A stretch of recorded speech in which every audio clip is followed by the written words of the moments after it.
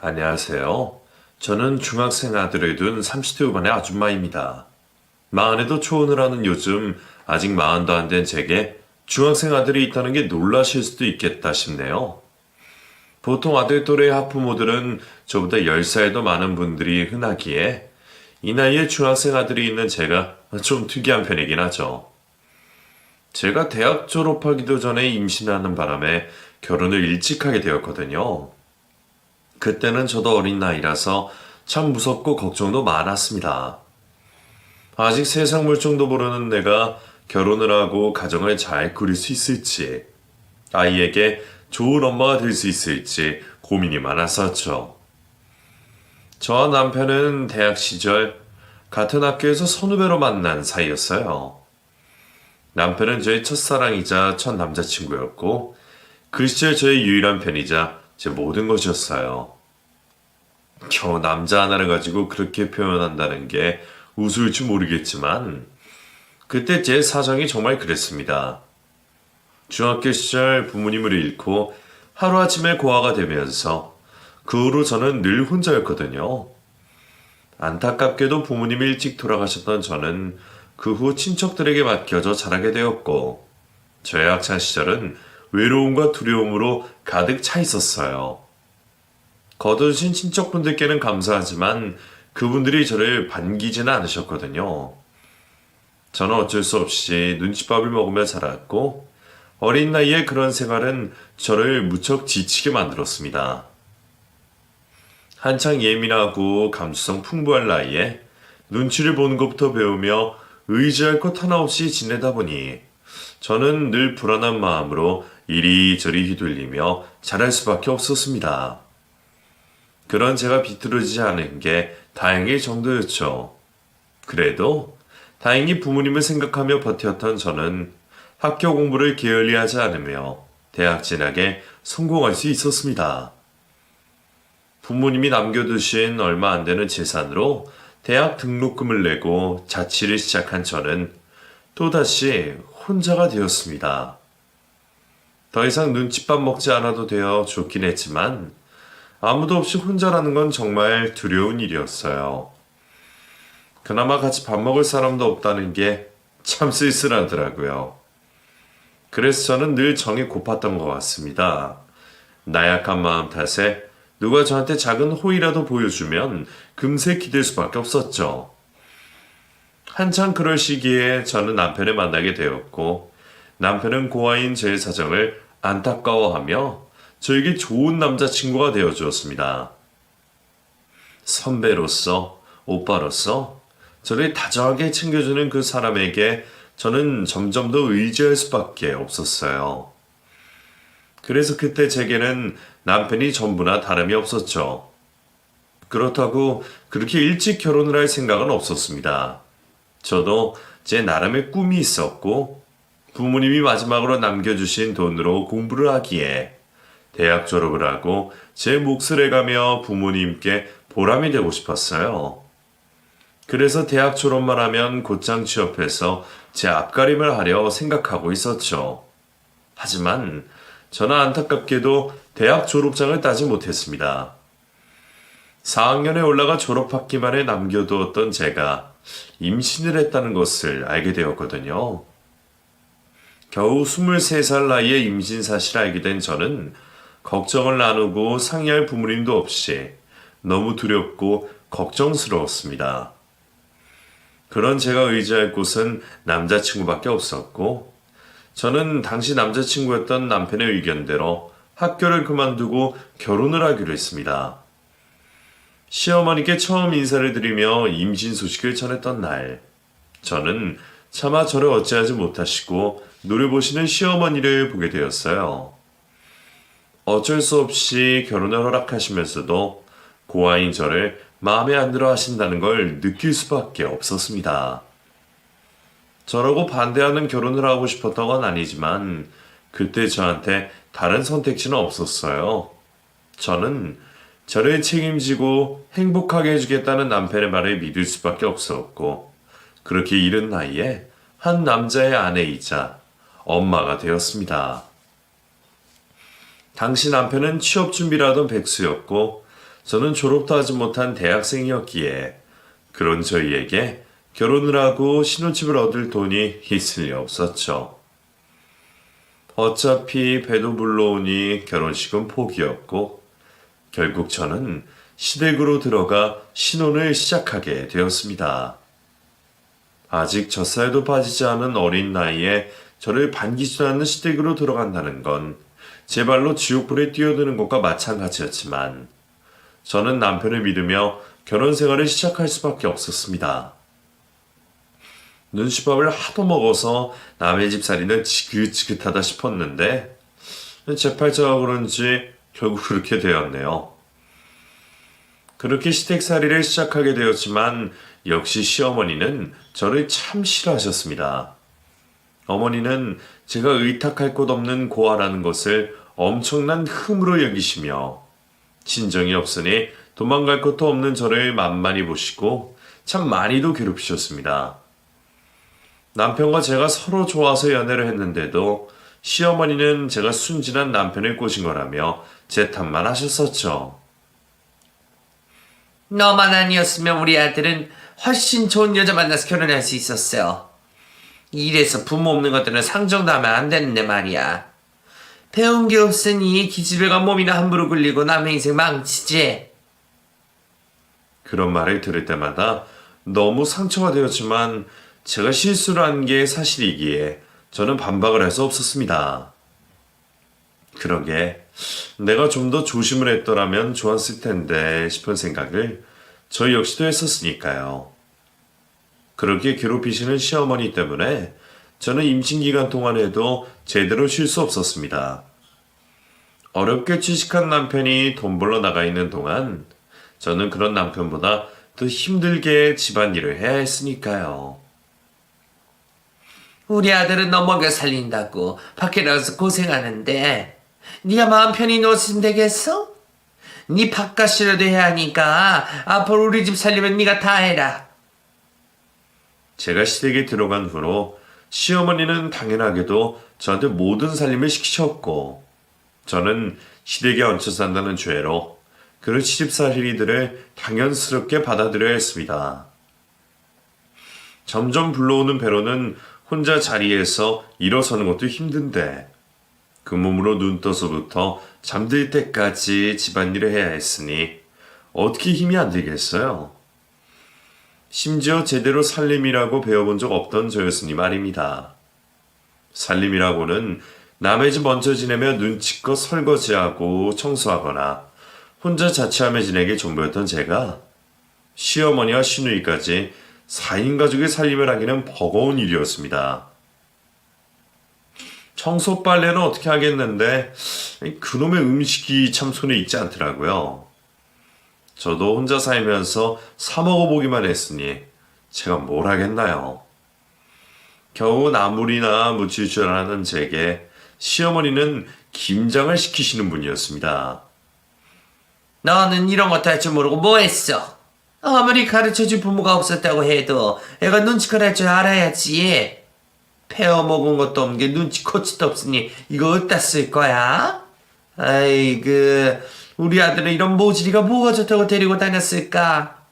너 이거 죽이 되든 밥이 되든 너 혼자 해라. 혼자 다 해놓기 전까지는 오늘 잠도 못 잘 줄 알아. 알겠어?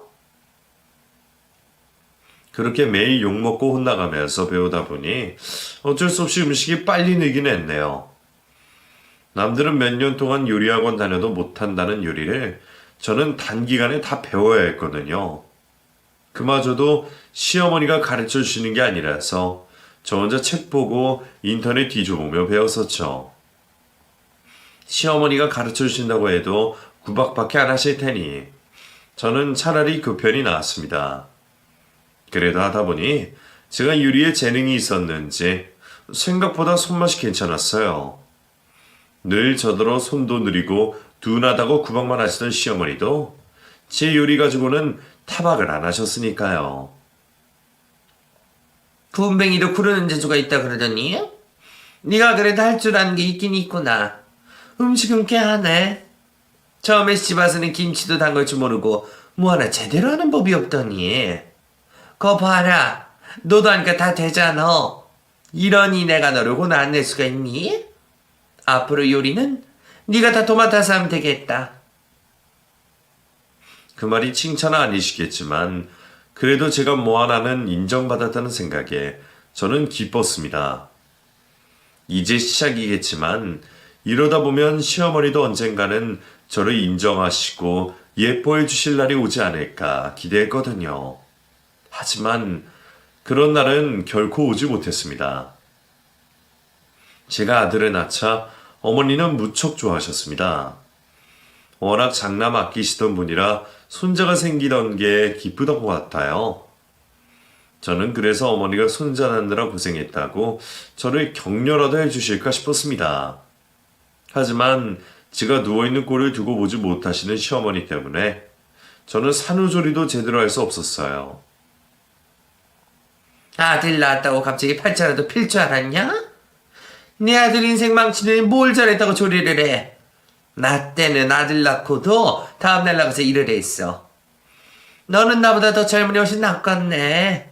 그러니까 괜히 오래 누워있을 생각하지 말고 빨리 일어나서 네 할 일 할 생각해. 그래도 손자는 예뻐하시기에 다행이다 싶었지만 설마 그 이후로 제가 더 미움을 받을 줄은 몰랐습니다. 시어머니는 제가 제 아들을 안고 있는 것도 꼴 보기 싫으신지 제가 아들과 다정히 있는 모습을 볼 때마다 저를 구박하시더니 언젠가부터는 가만히 있던 저를 쥐어받기까지 하시더라고요. 어머니 갑자기 왜 때리세요? 그 지도 아들 낳았다고 유세 부리는 것 좀 봐라. 미워 죽겠어 아주. 그렇게 밉다는 이유로 이유 없이 저를 때리시던 어머니는 그 후로 점점 더 저를 심하게 때리기 시작하셨습니다. 국이 짜다고 등짝을 때리시고 설거지를 오래 했다고 팔뚝을 꼬집으셨어요. 처음부터 메타작이 아닌 그런 자잘한 것들로 시작해서 그런지 제가 반항을 하기도 전에 폭력은 자연스럽게 스며들었습니다. 그리고 어느 순간부터는 시어머니가 제 머리통을 때리고 손찌검을 하시는 게 일상일 정도가 되었습니다. 남편도 처음에는 그런 시어머니를 보며 놀라서 말리더니 시간이 지날수록 어느새 익숙한 듯 방치하기 시작됐어요. 그래도 내 편일 거라 믿었던 남편마저 어느 순간부터 남의 편이 되더라고요. 결혼 생활이 길어지면서 변해가던 남편은 자기 혼자 돈을 벌어 처자식을 먹이는 게 억울한 건지 제가 집에서 놀고 먹는다며 저를 무시하기 시작했습니다. 너 살쪘냐?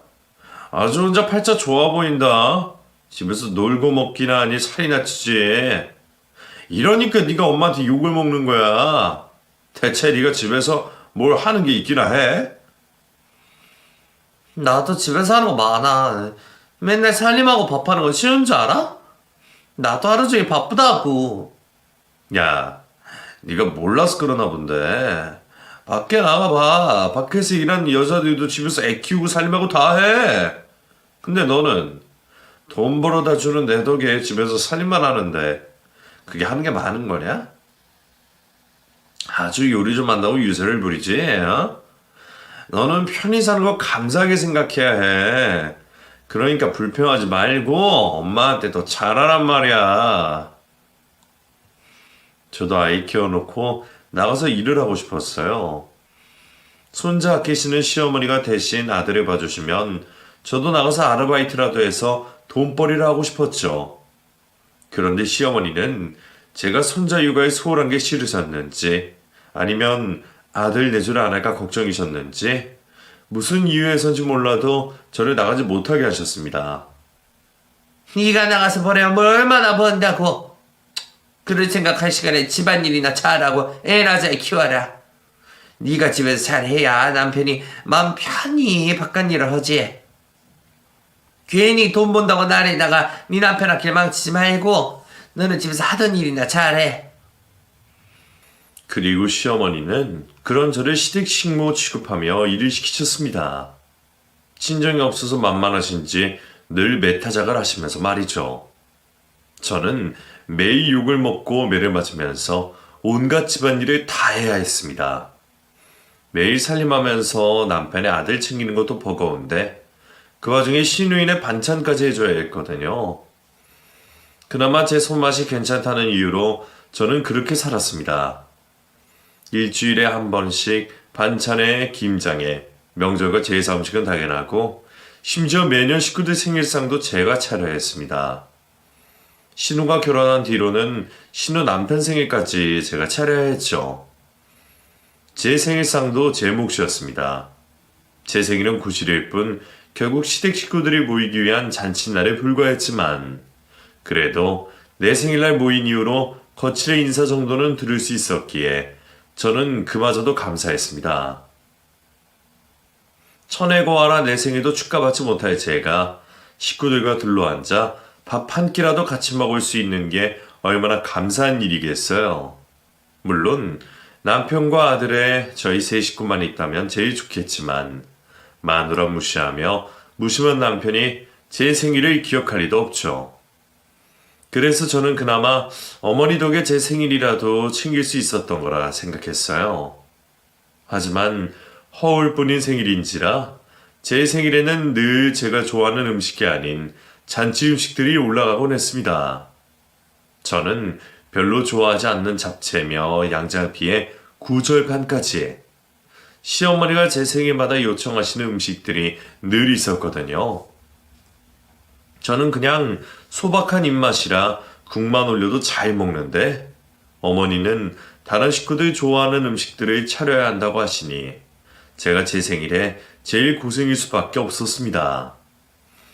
하필이면 다들 밖에서는 먹기도 어렵고 손 많이 가는 음식들을 하라고 하시는 덕분에 저는 제 생일날마저도 제대로 쉴 수가 없었어요.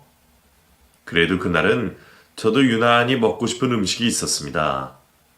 생일 무렵이라 그런지 며칠 전부터 돌아가신 엄마가 그렇게 꿈에 나타나셨거든요. 그래서 그런지 저희 엄마가 제가 어렸을 적 해주셨던 조개미역국이 생각나더라고요. 제가 어려서부터 고기보다는 해산물을 좋아했는데 그래서 엄마가 제 미역국에는 늘 소고기 대신 조개살을 넣어서 끓여주셨습니다. 평소에는 미역국에 고기가 들어가지만 제 생일에만 조개 미역국을 해주시니 저는 그 국이 더 특별하게 느껴졌었죠. 통통한 조개살을 넣은 시원한 미역국이 생각났던 저는 그의 생일에는 조개 미역국을 끓이기로 했습니다. 그래도 내 생일이니까 내가 먹고 싶은 거 하나 정도는 해도 되지 않았을까 싶거든요. 다른 메뉴를 올렸다가는 네 돈으로 사는 것도 아니면서 너 먹고 싶은 거 했느냐며 구박하신 시어머니 생각에 눈치가 보여서 다른 건 할 수 없지만 미역국의 재료 하나 내 마음대로 하는 건 괜찮겠다 싶었죠. 마침 조개철이라 살도 통통하니 물이 좋아 보여서 그렇게 소고기 대신 조개 미역국 끓여 놓으며 저는 아침부터 장 봐서 하루 종일 허리도 못 펴고 음식을 준비했습니다. 자기 생일상 차리느라 그렇게 고생하는 여자가 또 있을까 궁금해하면서 말이죠. 그래도 제 일손 거들어주는 아들이 있어서 늘 고마웠어요. 아들이 부엌에 다니면 큰일이 난다며 못하게 하시는 시어머니셨기에 큰 도움이 되진 않았지만 할머니 몰래 저를 도와주는 건 아들밖에 없었습니다. 그 집에서 유일한 제 편인 아들이었기에 아들이 저를 생각해 준다는 것만으로 저는 힘이 되었죠. 그렇게 한참 혼자 고생을 하다가 어느덧 식사 시간이 되어 식구들이 하나 둘씩 모여들었고 저는 도착하시는 손님들을 위해 식탁을 차리고 있었습니다. 새로운 밑반찬에 10몇 가지 되는 잔치 음식들을 올려두니 어느새 상이 꽉 차게 되었죠. 이제 밥이랑 국만 풀면 된다 싶어서 국 뚜껑을 여는데 어느새 곁으로 오신 시어머니가 국을 보시더니 갑자기 제 귀에 고함을 버럭 지르시는 겁니다. 이게 뭐야? 미역국이 왜 이 모양이야? 예? 왜 그러세요, 어머니? 너 여기다 뭘 집어넣은 거야? 왜 조개 갖다 다녀? 너 미역국에 조개 넣었냐? 예, 올해는 조개 미역국을 해봤어요. 누가 네 마음대로 미역국에 조개를 집어넣으래? 누가 미역국에 조개를 넣어? 우리 집 식구들 다 소기 미역국만 먹는 거 몰라서 그래? 빌어먹을 거 사? 죄송해요, 어머니. 잘못했어요. 크지도 않은 집이라 시어머니 고함 소리가 거실까지 들리지 않을 리가 없었죠. 시어머니 고함 소리에 온 식구들이 부엌으로 구경을 왔고 다들 저를 보며 한마디씩을 거두는 겁니다. 넌 네가 먹고 싶어서 그런 거지. 그러면 너나 처먹지 식구들 다 불러놓고 이게 뭐 하는 짓이야? 얘가 이런 애다. 지밖에 모르고 이기적인 거지. 이 집에 해물 좋아하는 사람 너 말고 더 있냐? 언니, 우리 집 식구들 해물 싫어하는 거 몰라요? 그냥 하던 대로 하지. 왜 안 하던 짓을 했어는? 그러게. 당신 잘하다가 갑자기 삐딱 쏘냐? 반항이라도 하는 거야? 내 생일날 내가 내 손으로 생일상 차리면서 미역국에 조기 좀 넣은 게 그렇게나 죽일 죄인가요? 저도 식구들이 조개를 못 먹는 사람들이면 안 했겠죠. 근데 다들 알러지가 있는 것도 아니고 제주도 가서 성게 미역국은 맛있다고 먹고 밖에서는 홍합이며 백합이며 들어간 국물 시원하다고 잘 먹는 사람들이 그런 걸로 나무라는 건 핑계뿐이다 싶었습니다. 취향이 아닐 수는 있지만 그 상위의 음식이 미역국만 있는 것도 아니고 다른 것들은 다 식구들 위해서 차리고 그저 미역국에 재료 하나 내 마음대로 했을 뿐인데도 저는 그런 욕을 먹어야 했어요. 신우 남편까지 혼나는 제 모습을 구경하고 있는 걸 보자 저는 울컥 눈물이 차올랐습니다. 맨날 혼나고 구박당하는 저라고 어떻게 매번 아무렇지 않을 수가 있겠나요? 내가 내 생일에 축하는 못 받을지언정 이런 꼴을 보여야 한다는 게 억울하고 서럽기만 했습니다. 너 고개 안 들고 뭐해? 지금 반항하는 거냐? 너한테 찬스려는 시엠이 꼴도 보기 싫다 이거야? 어디 고개를 쳐박고 쉬라고 있어? 눈물을 흘리기 싫어서 고개를 들지 못하는 모습도 시어머니 눈에는 반항으로 보일 뿐이었습니다. 하지만 눈물을 참아야 했던 저는 고개를 쉽게 들 수 없었죠. 시어머니는 그런 제가 자기를 약 올린다 싶으셨는지 고개를 들지 못하는 제 뒤통수를 퍽하니 후려 갈기시는 겁니다. 이게 내 말이 말 같지 않아? 고개 들기 싫으면 아주 쳐박히던가. 머리를 숙이고 있던 상태로 뒤통수를 얻어맞은 저는 휘청거리며 바닥에 주저앉을 수밖에 없었습니다. 신혼의 식구들도 와 있고 제 생일이니 생일날은 그래도 넘어가시려나 했더니 오늘도 여지없이 제게 손찌검을 하시는 어머니셨어요. 주저앉은 제가 그 충격에 더 말을 못하자 어머니는 저를 더 때리셨습니다. 다른 식구들도 모두 그 모습을 봤지만 저를 도와주는 사람은 아무도 없었죠. 신우와 신우 남편은 불편한 듯 자리를 피해버렸고 옆에 서 있던 남편마저 그 모든 게 제 잘못이라는 듯 혀를 차고 있었습니다. 그러게 진작에 잘 좀 하지. 에이. 남편은 자기 처가 맞고 있는데도 아무렇지 않은지 저를 때리는 시어머니 심정을 이해한다는 듯 혀를 차고 있었습니다. 순간 저는 시어머니의 메타적보다 남편의 그런 무심함에 마음이 더 아팠어요.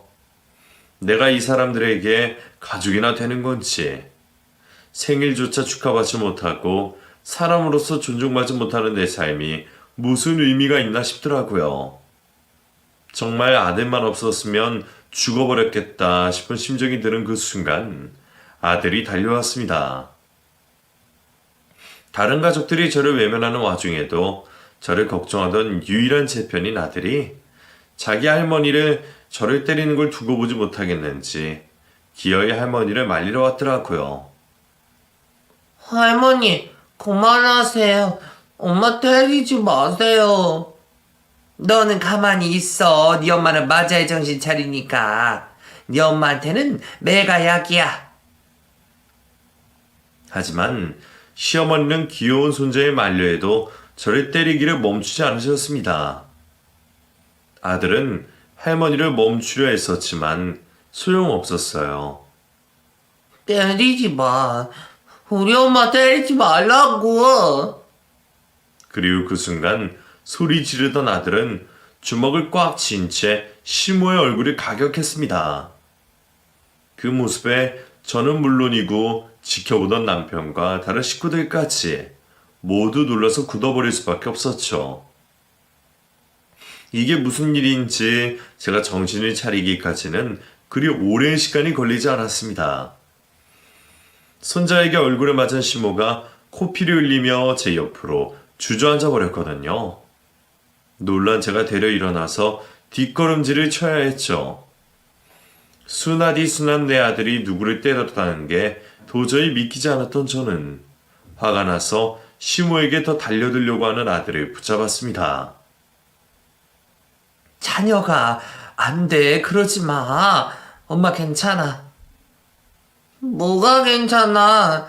할머니가 엄마 맨날 때리잖아. 그러니까 나도 할머니 때릴 거야.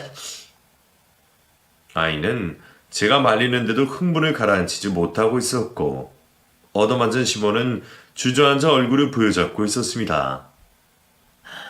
아이고 나 죽는다. 아이고. 아프다고 바닥을 구르는 걸 보니 다행히 정신을 잊으셔서 다행이나 싶었네요. 그제서야 가족들도 모두 뛰어와서 시모를 살피더군요. 어머 세상에. 지금 찬영이가 엄마 때린 거야? 찬영아 너 왜 그래? 엄마 괜찮아? 언니는 진짜 애를 어떻게 키운 거예요? 저 완전 깡패 아냐? 야 누가 사람을 때리래? 이찬혁, 너 누가 할머니한테 그러라고 그랬어? 너 아빠가 그렇게 키웠어? 어디 사람을 때려, 그것도 할머니를? 남편도 아들과 저를 밀치고 시모에게 달려갔고 얼굴을 맞은 시모를 보며 다들 저와 제 아들을 욕했습니다. 그러자 아들은 더 악을 쓰며 소리를 질렀습니다. 그러면 할머니는 사람이 사람 때리면 안 되는데 할머니는 우리 엄마 때려도 돼? 맨날 우리 엄마 때리고 구박하고 방금도 우리 엄마 맞는 거 다들 보고 있었으면서 내가 할머니 때리는 건 안 되는 거야? 우리 엄마가 얼마나 많이 맞았는지 알아? 당신들 다들 악마야. 왜 다들 우리 엄마만 괴롭혀? 당신들 다 죽어버렸으면 좋겠어. 이 자식이 이거 지금 어른들한테 무슨 말버릇이야? 순간 아들에게 손찌검을 하려는 남편을 보자 저는 눈이 돌아버렸습니다. 그동안 제가 얻어맞고 있을 때는 그러려니 하던 저도 제 아들이 맞는 건 도저히 볼 수가 없었거든요. 저는 아들에게 손을 대려는 남편을 밀치며 남편을 온몸으로 들이받았습니다. 지금 내 아들한테 뭐 하는 짓이야? 당신 내 아들한테 손 하나라도 까딱하면 나 정말 가만히 안 있을 거야. 이것들이 상황으로 미쳤나? 오늘 아주 작정한 거야? 당신이랑 찬혁이랑 둘이서 무슨 짓이라도 하려고? 당신이야말로 뭘 저랬다고 애한테 그래. 당신도 당신 엄마 맞은 거 보고 눈 돌아가는데 내 아들은 뭐가 달라? 뭐? 지금 그걸 말이라고 하는 거야? 그렇다고 저 어린 게 지 할머니 때린 게 잘한 짓이야? 그럼 어머니가 그동안 나 때렸던 건 잘한 짓이야. 나는 그동안 당신 가족들한테 무슨 짓을 당했는데 나 어머니한테 매일같이 맞았어. 잘못하지도 않은 걸로 얻어맞고 친정 없다고 구박받으면서 살았어. 근데 당신 어머니가 겨우 이거 한 대 맞은 거 가지고 난리 피지 마. 고소를 하려고 해도 내가 하고 따져 물으려도 내가 할 일이야. 이 사람이 진짜 미쳤나? 너 갑자기 왜 이러는 거야? 진짜 돌았어? 이제 아주 집에서 쫓겨나고 싶어? 그래. 나 이제 정신이 번쩍 들어. 그러니까 쫓겨나기 전에 내가 나갈게. 근데 나도 마지막으로 뭐 좀 물어보자. 내가 당신이랑 결혼을 한 거야? 아니면 이 집에 종년으로 팔려온 거야? 나 팔려온 거야? 그럼 돈이나 줘. 돈이라도 받고 이웃생 있으면 내가 억울하지도 않아. 근데 당신이 나한테 뭘 해줬어? 내가 이곳에 가고 여태 이런 취급받고 살았던 건 전부 당신 때문이야. 그때 당신이 나 좋다고 쫓아다니지만 않았어도 내가 지금 이 고생하고 있겠어? 당신 때문에 내 인생이 망가진 거야. 근데 당신이 이제 와서 나한테 그런 소리 할 수 있어? 나도 이제 종로로 더 못하겠으니까 우리 다 끝내자. 저는 우리 모자를 괴롭히려는 그 집 식구들을 밀쳐내고 제 아들을 데리고 그 집을 나오려고 했습니다. 아휴, 자녀가 가서 중요한 것만 챙겨 나와. 엄마랑 나가자. 당신 지금 뭐 하는 짓이야? 그만 안 해? 그래, 아주 그만하자고. 나 당신이랑 이혼할 거야. 당신 식구들도 지긋지긋하고 당신이랑 더 이상 못 살겠어. 당신 이대로 나오면 진짜 끝이야. 네가 나랑 이혼해서 잘 살 수 있을 것 같아? 네가 돈이 있어, 친정이 있어, 뭐가 있어. 어차피 애 데리고 나가봐야 갈 것도 없잖아. 지금이라도 용서 빌면 그냥 넘어가 줄 테니까 객기는 그쯤 부려. 다 끝내겠다며 나가려는 저를 붙잡으면서도 남편은 저한테 전혀 미안해하지 않았어요. 네가 나가봤자 어디 가겠냐는 그 말에 그동안 남편이 나를 어떻게 생각했는지 확실히 알 수 있었습니다. 자기 말대로 제가 친정도 없고 친구도 없으니 제가 절대로 자기를 벗어나지 못할 거라 생각했던 모양이었죠. 그래서 그동안 나를 외면하고도 괜찮다고 생각했나 봅니다. 나는 고아에 갈 곳 없는 사람이었으니까요. 솔직히 저도 당장 나가서 어딜 가야 할지 두려운 마음은 있었지만 남편한테 그런 말까지 듣고 나니 어떻게든 나가야겠다 싶더라고요. 내가 나가서 굶어 죽던 얼어 죽던 내가 알아서 할 테니까 당신은 신경 꺼. 찬영이는 내가 데려갈 거니까 애 걱정나지 말고. 찬영아, 이제 가자. 짐을 챙겨 나온 아들의 손을 잡은 제가 현관으로 향하자 그 순간 주저앉아 있던 신모가 벌떡 달려와 제 머리채를 잡으려 하는 겁니다. 희년이 지금 우리 귀한 손주 어디 데려가려고? 나가려면 니녀 혼자 나갔지. 남의 귀한 장소를 왜 데려가? 찬영아, 이리 와. 할매한테 와. 너는 우리 집 식구야. 전혀 따라가면 안 돼. 나 이제 할머니 손도 아니야. 이 집 식구도 아니고 우리 엄마 아들이야. 그러니까 나는 엄마 따라갈 거야. 손자한테 얻어맞았으면서도 손자를 저버리지 못하겠는지 손자를 붙잡는 할머니를 보며 제 아들은 끝까지 치를 떨었습니다. 아직 성인도 되지 못한 어린 아들의 눈으로 보기에도 이 집 식구들이 제정신은 아니었겠죠.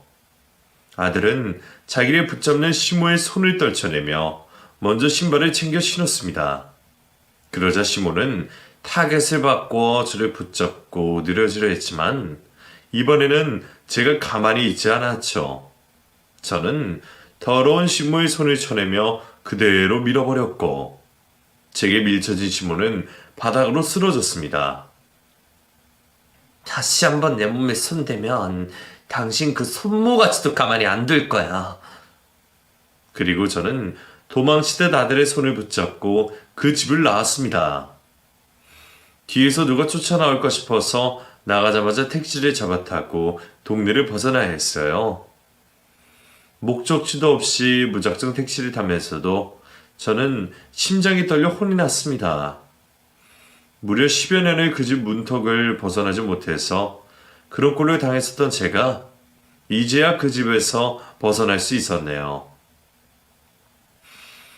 아까는 저도 모르게 말이 술술 나왔는데 그 집을 벗어나고 보니 지금 내가 대체 무슨 짓을 한 건지 제대로 이성이 돌아오지 않더라고요. 다만 옆에서 제 손을 잡아주는 아들의 따뜻한 손만 느껴질 뿐이었습니다. 저는 아들과 함께 저희 유일한 지인의 집으로 찾아가게 되었습니다. 이런 일로 연락을 해도 되려나 싶지만 제가 도움을 구할 곳이 달리 없더라고요. 그래도 그 언니라면 나를 도와주지 않을까 싶은 마음에 어쩔 수 없이 전화를 하게 되었죠. 그 언니는 예전에 제가 찬혁이를 낳고서 같은 병원에서 만난 언니였어요. 그때 남편이 돈 아낀다고 유기실을 잡았는데 다른 산모들은 죄다 일회실을 쓰는 바람에 그 병실에 저와 그 언니 둘뿐이었거든요. 언니야 남편이 돈 아낀다고 그러는 게 아니라 늦게 와서 병실이 없어서 그랬던 거지만 덕분에 제가 친구를 사귀게 되었죠. 언니와 저는 그렇게 병원 동기가 되었고 그 후로도 아이들 문제로 가끔씩 연락을 하고 지냈습니다. 저는 매일 시댁에 시달리고 언니는 일하느라 바빠서 자주 만나지 못했지만 왠지 그 언니랑은 자주 만나지 않아도 꾸준히 연락을 주고받으며 안부를 묻곤 했었어요.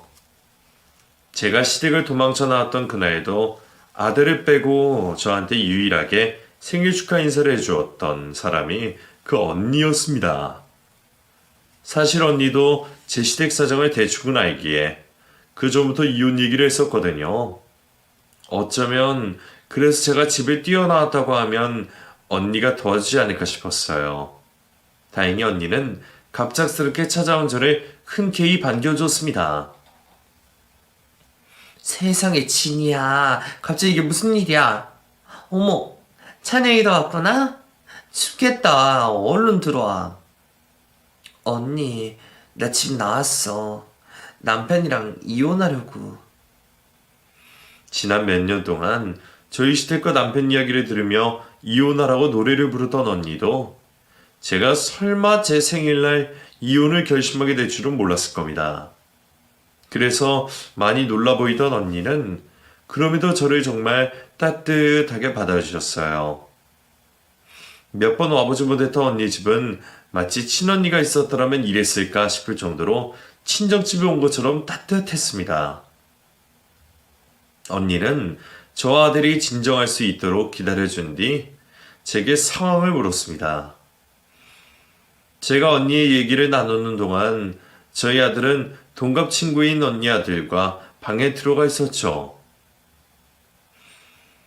아휴, 애들은 게임하라고 했으니까 이제 편하게 얘기해봐. 대체 무슨 일이 있었던 거야? 아까 문 여는데 네가 귀신이라도 본 것처럼 넋 빠져서 있었던 거 알아? 거기다가 그동안 잘 잤던 애가 갑자기 생일날 이혼을 하겠다니 이게 무슨 일이니?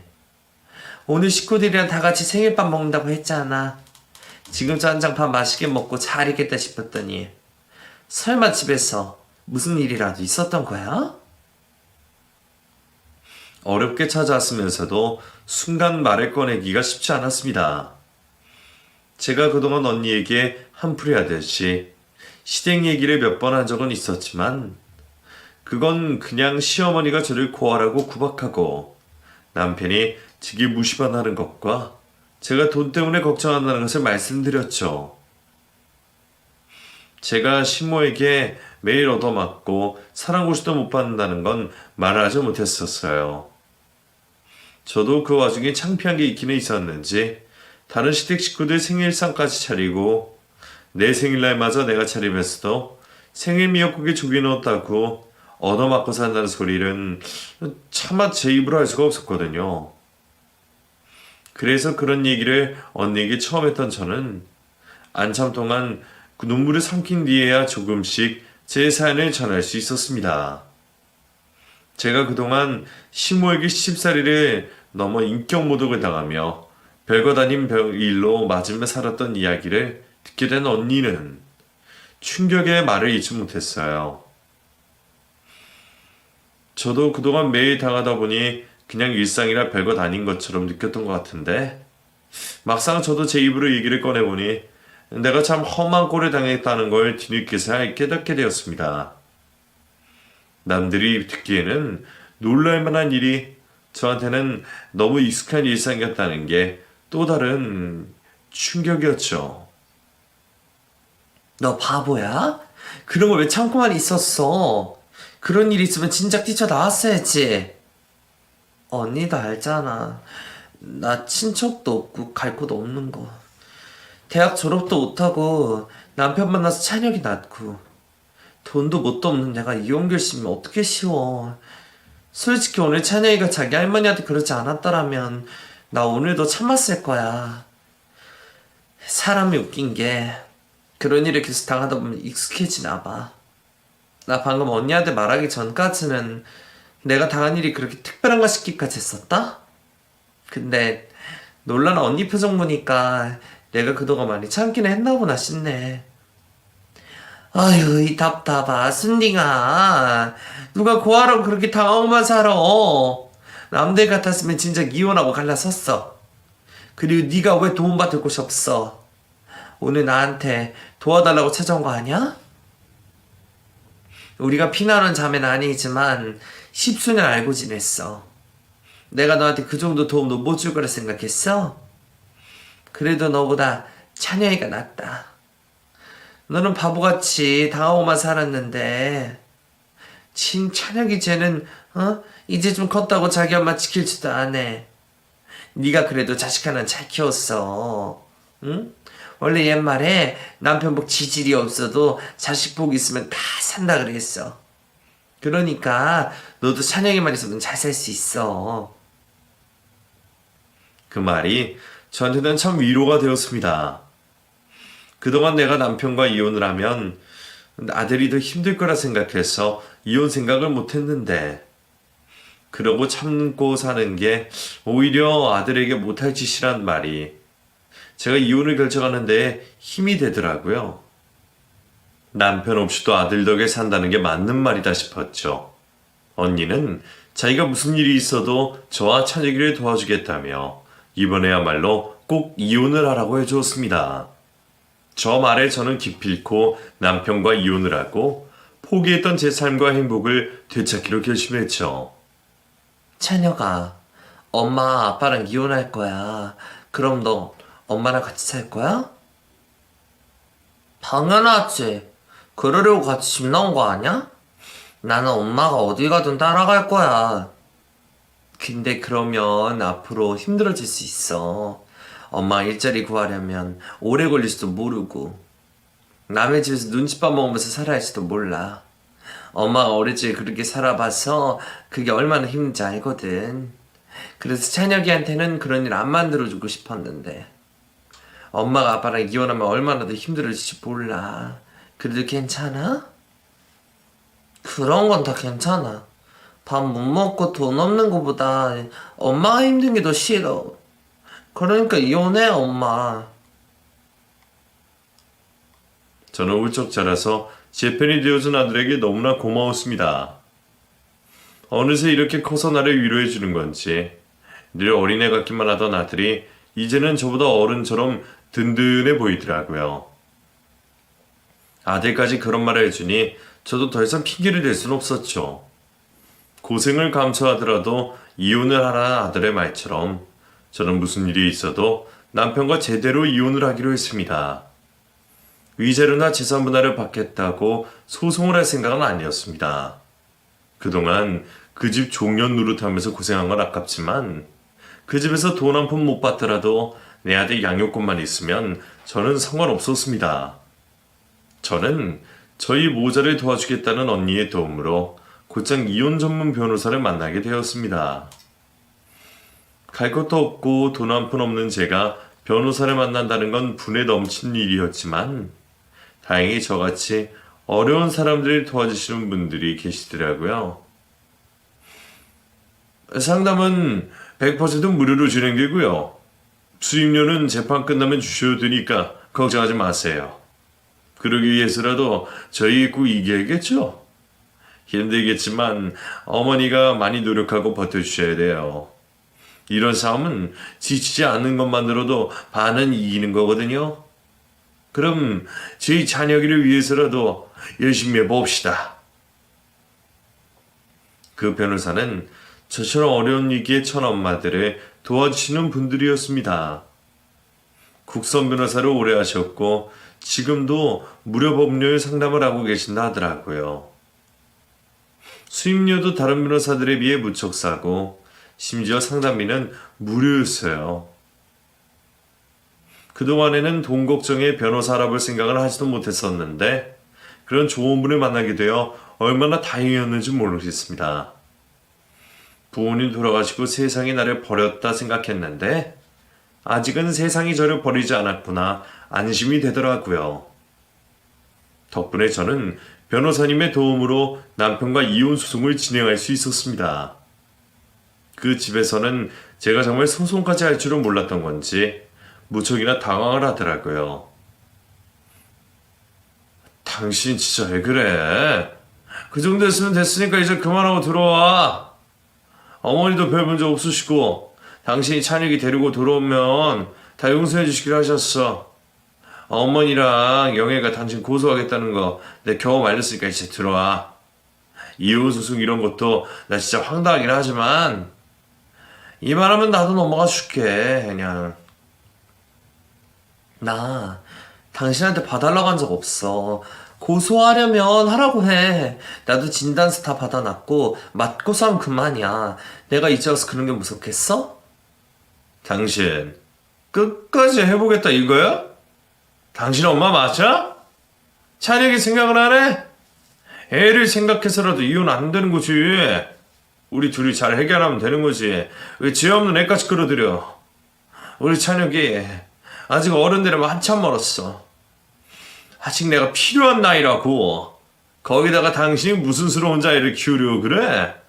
경제력 없으면 법원에서도 양육권 인정 못할걸?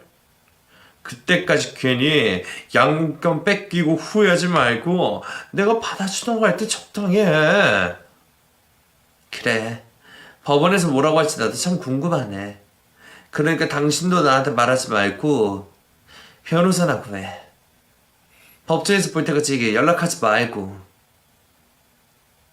남편은 끝까지 저를 만만하게 보고 어떻게든 저를 구슬려보려 했지만 저도 이제는 그런 말에 겁을 먹거나 흔들리지 않았습니다. 변호사님이랑 이미 그런 얘기들은 전부 끝마친 상태였거든요. 경제력이 없으면 아이를 데려가기 힘든 건 맞지만 저 같은 경우에는 찬혁이가 어린 나이도 아니고 아이의 의사가 제일 중요했습니다. 그리고 저도 이혼만 하면 무슨 일이든 할 수 있으니 경제력도 큰 문제는 아니었어요. 남편은 저를 미련 반푼이로 생각하니 자신만만한 거겠지만 결국 참는 자가 이기는 법이었습니다. 법원에서는 결국 죄 없는 제 편을 들으셨거든요. 저는 남편에게서 50%의 재산 분할을 받게 되었고 시모에게서 정신적, 육체적 피해 보상에 대한 위자료를 청구할 수 있었습니다. 그리고 아들의 의견에 따라 아이 양육권은 제가 가져가기로 했죠. 판결을 바꿔서도 남편은 받아들일 수 없다며 난리를 피웠지만 감정에 호소한다고 해서 결과가 달라질 일은 없었습니다. 덕분에 저는 변호사님께 수임료도 무사히 드릴 수 있었고 아들과 함께 새 출발할 수 있는 돈까지 받아내게 되었어요. 변호사님이 아니었더라면 돈 한 푼 못 받고 겨우 이혼만 하기에도 힘들었을 텐데 세계는 정말 은인이셨습니다. 이혼을 하고서 생각해보니 저한테 든든한 지원물이 꽤 많았더라고요. 재판을 도와주신 변호사님과 저를 안전하게 집에서 지낼 수 있게 해준 언니, 그리고 작은 몸으로 엄마를 지키려고 노력한 저희 아들까지. 제 편은 이렇게나 많았습니다. 그걸 그동안 저만 모르고 외롭고 어두운 감옥에서 10수년을 보냈었네요. 덕분에 이제라도 자유를 얻은 게 정말 다행이었죠. 그렇게 오랜 세월 고통받았던 만큼 저도 이제는 더 이상 힘들지 않고 행복해지고 싶었습니다. 그 후로 저는 재산분할 받은 돈으로 아들과 함께 지내 방을 얻고 집 근처에 작은 가게를 얻게 되었습니다.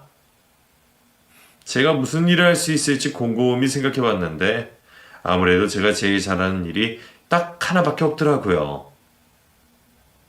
그렇게 나를 미워하던 시댁 식구들마저도 인정할 수밖에 없었던 저의 손맛이었죠. 언니는 제가 반찬 가게라면 잘할 것 같다며 적극적으로 응원을 해주었고, 덕분에 저는 처음으로 제 가게를 가지게 되었습니다. 3평 남짓 가게에서 저희 아들 이름을 걸고 반찬 가게를 차리게 되었죠. 하루 종일 반찬 만드는 건 고되지만 워낙 고생을 해서 그런지 이런 건 고생도 아니에요. 오히려 바쁠수록 돈이 많이 벌리니까 기분이 좋죠. 제 힘으로 돈을 번다는 게 이렇게 즐거운 일인지 저는 이제서 알게 되었네요. 제 나이 이제 곧 많이 적은 나이는 아니지만 새 출발을 하기에는 꽤 이른 나이가 아닐까 싶어요. 잘못된 결혼으로 저희 20대 청춘은 모두 저버렸지만 이제서야 자유를 찾게 된 저는 앞으로 다가올 제 40대를 더 행복하게 맞이할 수 있을 것 같습니다. 그럼 여러분들도 저와 저희 아들의 행복을 빌어주시길 바라며